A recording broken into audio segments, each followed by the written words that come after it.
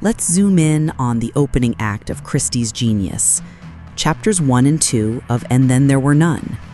These initial pages are pure gold for understanding how she hooks us, sets the stage, and subtly plants the seeds of dread. The writer's sleight of hand, diverse invitations, common thread.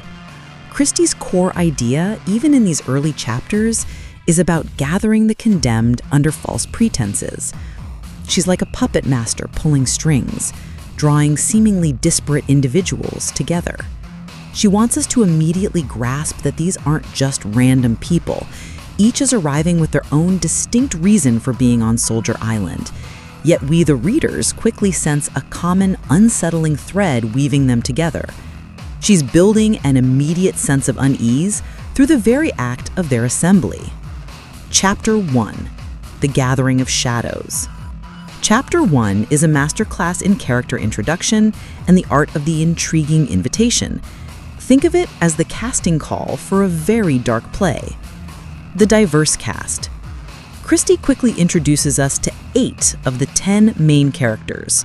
We meet them individually, each heading to the island for a seemingly innocent, often intriguing reason: a secretary job, a chance to rekindle an old flame, a long-awaited reunion with old friends, a holiday. But with each introduction, Christie gives us a tiny, almost imperceptible flaw or secret thought, a hint of past impropriety or a current worry that colors their perception of the invitation. For instance, Vera Claythorne's concern about her past, Lombard's mercenary thoughts, Marston's reckless nature, or General MacArthur's preoccupation. The allure of Soldier Island. The island itself is presented as an exclusive, almost mythical destination. This creates a sense of aspiration and curiosity among the characters, making them want to go despite any lingering doubts. It's the bait on the hook. The whispers of the unknown host. The host, UN Owen, or unknown, is deliberately shrouded in mystery. This immediate anonymity sparks our first major question. Who is this person, and why have they gathered this specific group? Christie establishes that crucial element of enigma from the very first page. Chapter 2: The Journey to Isolation. If Chapter 1 is about introducing the players, Chapter 2 is about sealing their fate by bringing them to the inescapable arena. Physical isolation. The journey to Soldier Island reinforces its remoteness and inaccessibility. The boat trip, the rough seas, the feeling of being cut off from the mainland. Christie emphasizes this physical entrapment. It's not just a setting, it's a character in itself, slowly closing its jaws around them. Growing unease and subtle conflicts. As the characters converge, we start to see initial interactions. There are polite conversations, but also subtle clashes of personality, class distinctions, and unexpressed suspicions. Christie lets us feel the awkwardness and superficiality of their forced camaraderie, hinting that this group isn't designed to get along.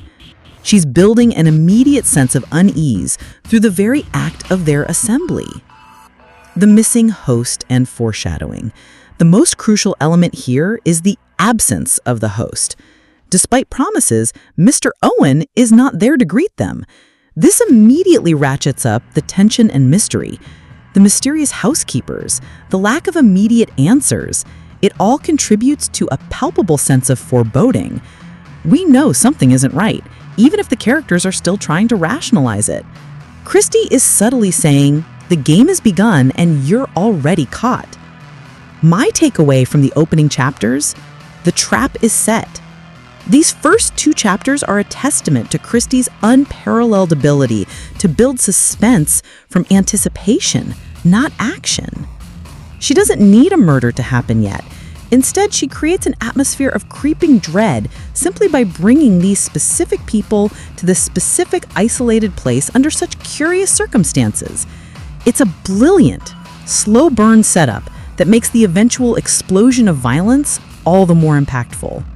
She perfectly orchestrates the calm before the terrifying storm, making us feel just as uneasy and curious as her unwitting victims.